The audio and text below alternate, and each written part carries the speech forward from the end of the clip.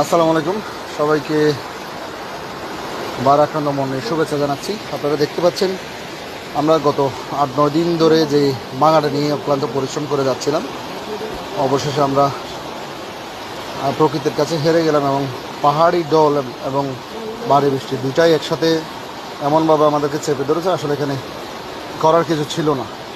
আমরা দুই পাশেই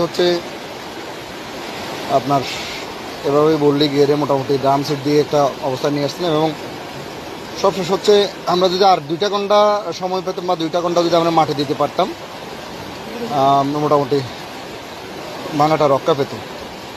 এখানে অনেকগুলো বিষয় আছে। প্রথমত আমরা আমাদের এলাকার কিছু মানুষের অসহযোগিতা, আর্থিকভাবে সহযোগিতা আমাদেরকে অনেকে করেছে, কিন্তু আর কিছু মানুষের